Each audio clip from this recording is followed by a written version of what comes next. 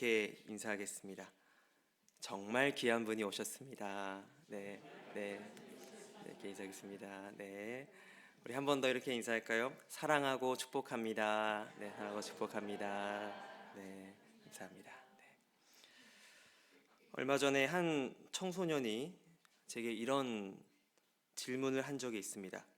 하나님께서 지옥을 왜 만드셨나요? 저는 그 질문을 듣고 올 것이 왔구나 하는 생각이 들었습니다. 사실 지옥이 왜 만들어졌는지 명쾌하게 설명하기란 참 쉬운 일이 아닙니다. 성경에 지옥이 왜 만들어졌는지 구체적인 설명이 있는 것도 아니고 신학자들이 명쾌하게 설명해 놓지도 않았습니다. 저는 두렵고 떨리는 마음으로 그 학생에게 공의의 하나님이라는 관점에서 지옥을 설명하기 시작했습니다. 하나님께서 공의의 하나님이신데 악한 사람을 그냥 놔두시면 되겠냐? 죄를 지은 사람에게는 벌을 내리시고 악한 사람을 처벌하시는 건 당연한 일이다. 오히려 지옥이 없다고 한다면 하나님이 불의한 하나님이 되는 것 아니냐? 이렇게 설명을 했습니다. 그 얘기를 들은 학생은 전혀 답이 되지 않았다는 표정으로 다른 질문을 하기 시작했습니다. 저는 그 체념한 표정과 행동을 보고 내가 전혀 답을 주지 못했구나 하는 생각이 들었습니다. 저는 집에 돌아와서 하나님께서 지옥을 왜 만드셨는지 다시금 좀 생각해 보기 시작했습니다. 그렇게 생각하다가 훅 이런 생각이 들었습니다. 아니, 하나님이 지옥을 못 만드실 이유가 뭐야? 하나님이 지옥을 만드시면 안 되나? 오히려 천국을 만드셔서 우리에게 구원의 기회를 주신 것 자체가 감사한 거 아니야? 하면서 막 이런 생각이 들었습니다. 그날 이후에 저는 그 질문을 계속 생각했습니다. 그러다가 깨달은 것이 있습니다. 그 학생에게 필요했던 것은 지옥에 대한 신학적인 설명이 아니었다는 점입니다. 그날 그 친구의 표정과 태도를 생각해 볼 때 마음 깊은 곳에 이런 전제가 있었던 것 같습니다. 내 기준에 이해되지 않는 하나님의 일은 받아들일 수가 없어요. 여러분, 그런데 생각해 보면 우리도 그런 생각을 할 때가 있습니다. 지옥도 그렇지만 우리 삶에서 여러 이해되지 않는 일을 보면서 사랑의 하나님이신데, 선하신 하나님이신데 왜 그렇게 하셨지 생각하는 경우가 있습니다. 또한 생각에서 그치는 것이 아니라 하나님께 따지고 하나님을 원망하는 경우도 있습니다. 그 누구보다 제가 그랬습니다. 제가 20대 중반에 3년 정도 영적인 방황을 하게 된 가장 큰 이유는 제가 자라온 환경이 이해되지 않았기 때문입니다. 왜 내 아버지는 목사님인 거야? 왜 나는 교회 안에서만 자라난 거야? 왜 우리 가정 형편은 이런 거야? 여러 이해되지 않는 질문들이 있는데 선하신 하나님은 명확하게 저한테 답을 해주지 않으셨습니다. 저는 그런 하나님을 원망하고 하나님께 따지다가 지쳐서 나 다른 곳에서 삶의 의미를 찾아볼래요 하고서 영적인 방황을 했던 것입니다. 그런데 여러분, 제가 왜 그렇게 불평하고 원망했을까요? 돌이켜보면 그 모든 원망의 뿌리에는 하나의 전제가 있었습니다. 그것은 바로 내 삶은 나의 것이니까 내가 원하는 대로 흘러가야 해 하는 생각이었습니다. 제 기준에서 이해되지 않는 하나님의 일하심은 받아들일 수 없다는 마음이 컸던 것 같습니다. 그러니 내 뜻대로 되지 않는 현실을 보면서 좌절하고 절망하며 하나님을 원망했던 것입니다. 그런데 오늘 말씀을 준비하면서 제가 다시금 분명하게 깨달은 사실이 있습니다. 그것은 바로 내 삶은 나의 것이 아니라 주의 것이라는 사실입니다. 이런 점에서 오늘 우리가 읽은 말씀은 우리의 삶이 누구 것인지 분명하게 말해주고 있습니다. 예레미야 18장, 하나님을 누구라고 말합니까? 토기장이라고 말합니다. 그리고 우리는 진흙이라고 말합니다. 오늘 말씀은 이 비유를 통해서 우리의 삶이 주님의 것이라고 분명히 말합니다. 하나님께서는 예레미야에게 이 사실을 분명히 보여주고 싶으셨습니다. 그래서 예레미야 선지자에게 토기장의 집으로 내려가라고 말씀하십니다. 내려가서 보니까 어떤 장면이 펼쳐집니까? 18장 3절에서 4절입니다. 내가 토기장의 집으로 내려가서 본즉 그가 농로로 일을 하는데 진흙으로 만든 그릇이 토기장의 손에서 터짐에 그가 그것으로 자기 의견에 좋은 대로 다른 그릇을 만들더라. 토기장이가 농로로 일을 하고 있었습니다. 여기서 농로는 물레를 말하는데요, 토기장이가 진흙을 농로에 올려놓고 그것을 발로 밟아서 돌리면서 그릇을 만들고 있었습니다. 그때 예레미야 눈에 포착된 중요한 장면이 있습니다. 진흙으로 만든 그릇이 토기장의 손에서 어떻게 됩니까? 터집니다. 제가 말씀을 준비하면서 도예가가 진흙으로 그릇을 만드는 영상을 찾아봤습니다. 여러 영상을 찾아보던 중에 가장 인상 깊었던 장면이 하나 있었는데요. 도예가가 정말 열심히 진흙을 반죽하는 모습이었습니다. 제가 도예가가 왜 그렇게 열심히 진흙을 반죽하는지 궁금해서 찾아봤습니다.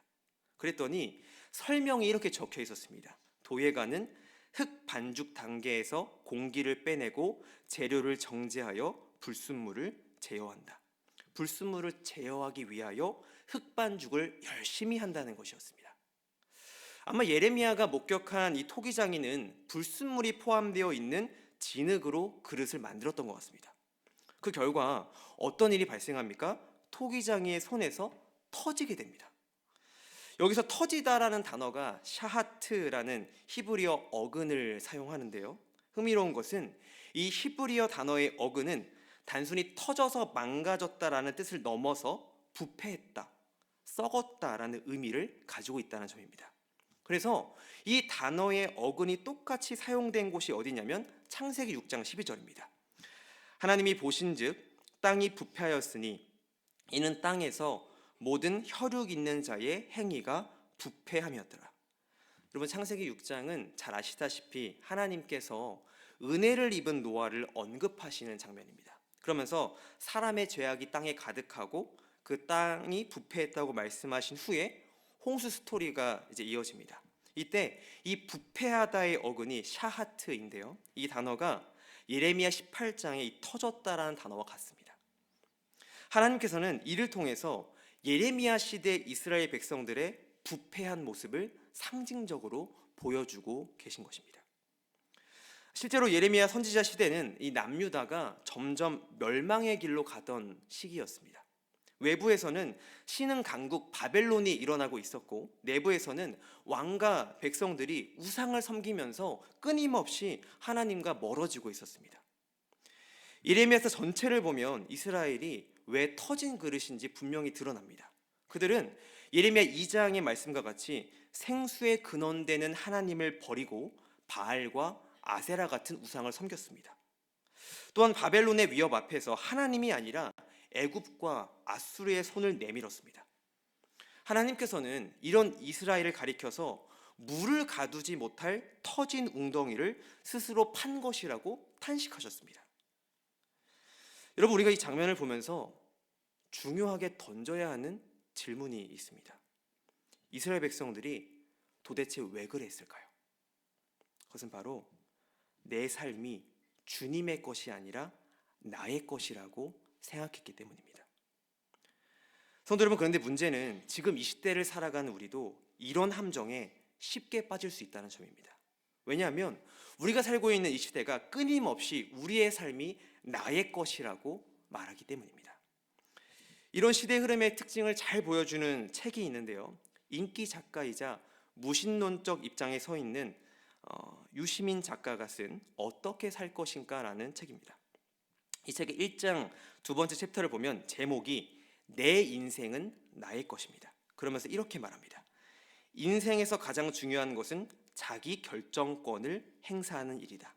자기 결정권이란 스스로 설계한 삶을 옳다고 믿는 방식으로 살아가려는 의지이며 권리이다. 유시민 작가는 내 인생은 나의 것이라고 말하면서 자기 결정권을 행사해야 한다고 말합니다. 그 누구에게 얽매이는 것이 아니라 자기만의 방식대로 사는 것이 옳다고 말합니다. 성도 여러분, 문제는 우리는 이 시대의 영향 속에 있다는 것입니다. 그리스도인이지만 우리가 이 영향에서 벗어날 수가 없습니다. 그래서 우리도 신앙, 진로, 자녀 교육, 재정, 관계 등 여러 부분에서 하나님이 아니라 나를 중심으로 생각하고 행동할 때가 많습니다. 제가 최근에 이와 관련하여 큰 교훈을 얻은 사건이 하나 있습니다. 아이 기차 장난감 조립을 도와주다가 깨달은 일인데요. 기차 장난감은 솔로 블록을 이어 붙여서 기차가 지나갈 수 있게 하는 장난감이었습니다. 제가 솔로 블록을 연결했다가 분리하는 작업을 반복적으로 해야 되는데 너무 힘이 들었습니다. 이게 3살짜리가 할 게 아닌데, 그래서 블록을 연결하는 건 너무 쉬운데 빼는 건 너무 어려워서 제가 막 윽 소리가 나면서 거의 무 뽑듯이 블록 뽑았습니다. 그러면서 제가 드는 생각이, 아니 이렇게 만들면 어떻게 가지고 놀아 하는 생각이 들었습니다. 그렇게 거의 한 3일 동안 제가 그 블록을 가지고 씨름하면서 윽 뽑고 끼고 하는 걸 반복했습니다. 근데 그렇게 씨름을 하다가 한 켠에 떨어져 있는 장난감 사용 설명서를 발견했습니다. 제가 그 사용 설명서를 정독을 하고 나서 큰 충격을 받았습니다. 그 사용 설명서를 보니까 블록을 절대 뽑지 말라고 네, 뽑지 말라고 경고하면서 두 블록을 부드럽게 돌리라고 적혀 있었습니다. 그래서 제가 진짜 그런가 하고 붙어있던 2개의 블록을 부드럽게 돌렸는데요, 진짜 똑 하고 떨어졌습니다. 여러분, 제가 진짜 그 순간 충격과 함께 기쁨이 차올랐습니다.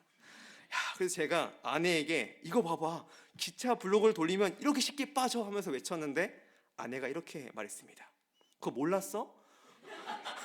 원래 그렇게 돌리면 쉽게 빠져. 분명히 봤을 텐데 알려주지 않은 것 같습니다. 네, 여러분, 제가 이 사소한 일을 하나 겪으면서 깨달은 사실이 있습니다.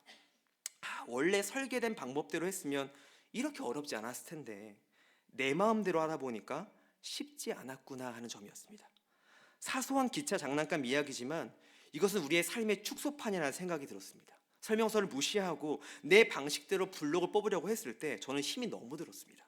그런데 설계자가 의도한 방법대로 했을 때 놀라운 만큼 쉽게 블록이 풀렸습니다. 성도 여러분, 저는 이를 생각하면서 우리의 삶도 마찬가지가 아닐까 생각이 들었습니다. 우리를 설계하신 하나님의 방법이 있는데 그것을 무시하고 내 인생은 나의 것이라며 내 방식대로 살아가려고 할 때 우리는 윽 소리를 내면서 블록을 뽑던 저처럼 지치고 힘들어질 수밖에 없는 것입니다. 그래서 우리를 설계하신 하나님은 뭐라고 말씀하시고 있습니까? 성경은 분명히 우리의 삶이 우리의 것이 아니라 주님의 것이라고 말합니다. 우리 이사야 43장 1절 말씀을 함께 읽겠습니다. 함께 읽습니다. 야곱아 너를 지금 말씀하시느니라. 이스라엘아 주신 이가 말씀하시느니라. 너는 두려워하지 말라. 내가 너를 구속하였고 내가 너를 지명하여 불렀나니 너는 내 것이라. 우리 시편 100편 3절도 같이 읽겠습니다. 함께 읽습니다. 여호와가 우리 하나님이신 줄 너희는 알지어다. 그는 우리를 지으시니요 우리는 그의 것이니 그의 백성이요 그의 기르시는 양이로다. 성도 여러분, 우리가 이 부분에서 한 가지 오해하지 말아야 하는 것은 내 삶은 주님의 것이라고 하는 이 고백이 결국 우리의 자유를 빼앗는 속박이 아니라는 사실입니다. 오히려 우리에게 참된 안식을 주는 복음입니다. 왜냐하면 내 삶이 나의 것이 아니라 주님의 것이기에 내 삶의 모든 책임 또한 주님께서 지시기 때문입니다. 그래서 이사야에서는 두려워하지 말라라고 말씀하시고 있고 시편 100편에서는 그의 백성이며 그의 기르시는 양이라고 표현하고 있습니다. 그렇게 우리가 이 사실을 인정하고 토기장이시며 목자이신 주님께 우리의 삶을 맡기면 두려움이 아니라 감사와 평강이 우리 삶에 가득하게 될 줄 믿습니다. 그런데 문제는 우리가 이스라엘 백성들과 같이 생수에 근원되는 하나님을 버리고 스스로 웅덩이를 팔 때가 많다는 점입니다. 이 시대를 본받지 말라고 하셨지만 우리의 연약함이 우리를 부패와 악으로 이끌어갈 때가 참 많습니다. 하지만 하나님이 토기장이시고 우리가 진흙이라는 사실을 인정한다면 우리는 다시금 일어설 수 있는 소망이 있습니다. 왜 그렇습니까? 하나님께서 불순물 때문에 터진 진흙을 그냥 놔두시는 분이 아니기 때문입니다. 우리 다시 예레미야 18장 4절 말씀을 함께 읽겠습니다. 함께 읽습니다. 진흙으로 만든 그릇이 토기장이의 손에서 터짐에 그가 그것으로 자기 의견에 좋은 대로 다른 그릇을 만들더라. 여러분, 예레미야가 토기장의 집에서 중요한 장면을 목격합니다. 토기장이가 진흙으로 그릇을 만들다가 터졌는데 토기장이가 그 이후에 어떻게 합니까? 그 터진 진흙을 버리는 것이 아니라 그것으로 자기 의견에 좋은 대로 다른 그릇을 만들었습니다. 하나님께서 예레미야에게 이 장면을 보여줍니다. 그리고 그때 그 순간 주님의 음성이 들립니다. 우리 5절에서 6절도 함께 읽겠습니다. 함께 읽습니다. 그때 여호와의 말씀이 내게 임하니라. 이르시되 여호와의 말씀이니라. 이스라엘 족속아 이 토기장이가 하는 것 같이 내가 능히 너희에게 행하지 못하겠느냐. 이스라엘 족속아 진흙이 토기장이의 손에 있음 같이 너희가 내 손에 있느니라. 여러분, 하나님께서 예레미야에게 분명히 말씀하십니다. 저렇게 터지고 못 쓰는 진흙이어도 내가 토기장이기 때문에 똑같이 토기장이처럼 빚을 수 있다. 성도 여러분, 우리가 하나님의 손 안에 있음을 믿는다면 우리에게는 언제나 소망이 다시 있는 줄 믿습니다.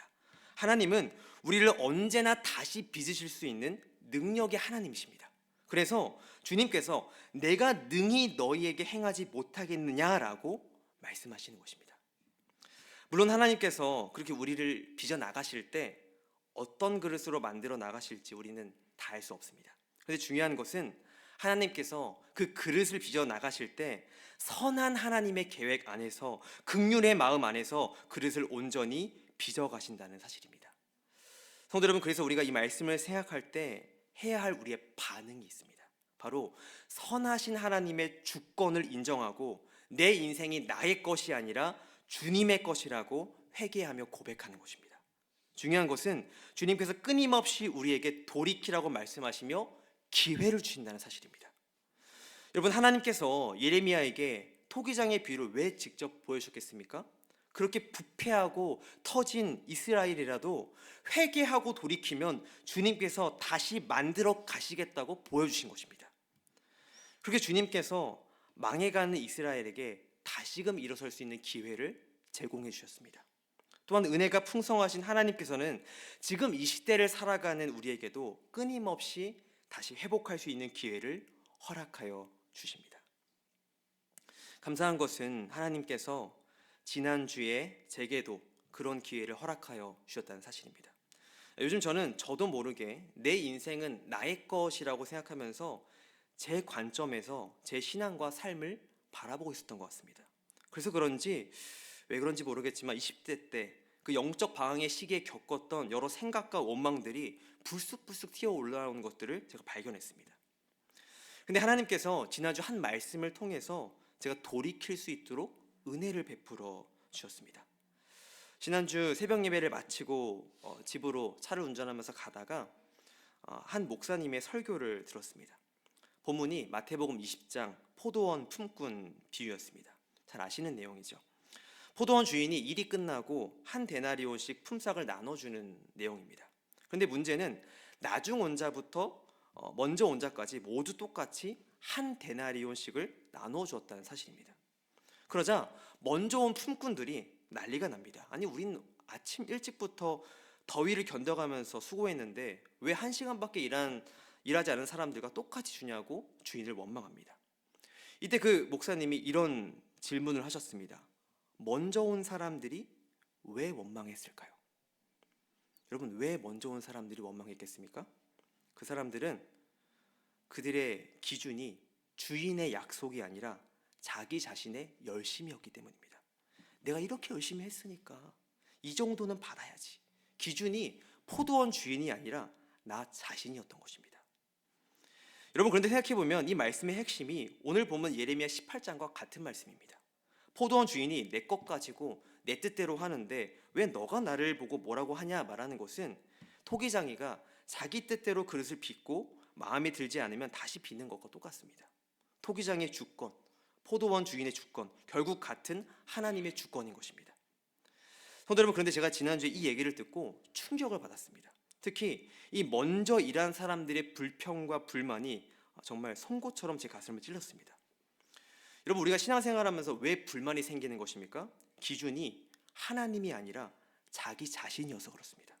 내가 이렇게 열심히 했는데, 내가 이렇게 믿었는데, 내가 이렇게 봉사하며 섬겼는데 이 정도 결과는 나와야 하는 거 아니야? 공로의식이라고 하죠. 우리에게는 정말 은연중에 공로의식이 있습니다. 근데 보니까 제 마음 가운데 이런 공로의식이 있었습니다. 여러분, 공로의식이 있으면 생기는 현상이 있습니다. 감사와 기쁨이 사라지고 원망과 불평이 생깁니다. 불러주시는 하나님의 은혜는 완전히 망각하고 나 이렇게 신앙생활 열심히 하고 있지, 이 사실에만 함몰되어서 은혜를 망각하게 되는 것입니다. 그러면서 그 목사님이 이렇게 결론 지으셨습니다. 생각해 보세요. 우리를 안 부르실 수도 있는데 일찍 우리를 부르셔서 하나님과 함께 하신 것 자체가 얼마나 감사한 거냐고. 그러면서 늦게 부름을 받은 품꾼들은 얼마나 감사했겠냐고. 그래서 먼저 된 자가 나중 되고 나중 된 자가 먼저 된다고 말씀하시는 것입니다. 그러면서 하나님께서 우리에게 주신 모든 것을 감사함으로 누리라고 말해 주셨습니다. 제가 새벽에 이 얘기를 들으면서 또한 한 주 예레미야 18장 토기장의 말씀을 묵상하면서 참 많은 생각을 했습니다. 그리고 이렇게 결론을 내렸습니다. 하나님께서 제게 내 삶이 주의 것임을 다시금 깨달을 수 있도록 기회를 주시는구나. 아마 하나님께서 돌이킬 수 있는 기회를 주시지 않았으면 저는 또 똑같이 20대의 그 영적인 방황 때처럼 흘러갔을 수도 있었을 것입니다. 하지만 사랑이 많으신 하나님께서는 우리가 주 안에서 복된 길을 걸었으면 하시기 때문에 우리에게 끊임없이 돌이키라고 말씀하시는 것입니다. 사랑하는 성도 여러분, 오늘 말씀의 핵심은 이 한 구절에 담겨 있습니다. 예레미야 18장 6절 하반절입니다. 우리 함께 읽겠습니다. 함께 읽습니다. 이스라엘 족속아 진흙이 토기장이의 손에 있음 같이 너희가 내 손에 있느니라. 우리 한 번 더 읽겠습니다. 이스라엘 족속아 진흙이 토기장이의 손에 있음 같이 너희가 내 손에 있습니다. 하나님은 우리가 얼마나 부패하고 악함 가운데 있든지 간에 넉넉히 다시금 새롭게 빚으실 수 있는 능력의 하나님이십니다. 무엇보다 우리가 하나님의 손 안에 있음을 잊지 말라고 말씀하시며 붙들어 주시는 주님이십니다. 우리가 터진 진흙 같은 모습일지라도 토기장이신 하나님의 손 안에 있다면 우리에게는 언제나 소망이 있습니다. 우리가 이 사실을 생각할 때 이번 남은 한 주 내 뜻대로 되지 않아서 원망이 올라올 때마다 이 한마디를 한번 기억해 봤으면 좋겠습니다. 나는 진흙이고 주님은 토기장이시다. 직장에서 노력한 만큼 인정받지 못한다고 느껴질 때, 자녀가 내 마음처럼 따라와 주지 않을 때, 기도했는데 상황이 전혀 변하지 않을 것 같을 때 그 순간마다 이 고백을 떠올렸으면 좋겠습니다. 내 삶은 주님의 것입니다. 토기장이신 주님의 주권을 인정하며 내 삶을 온전히 주님께 내어드릴 때 주님께서는 우리라는 진흙을 가장 아름답고 선한 그릇으로 빚어가실 줄 믿습니다. 그 주님의 손길을 신뢰하면서 승리하는 한 주 되시기를 주님의 이름으로 축복합니다.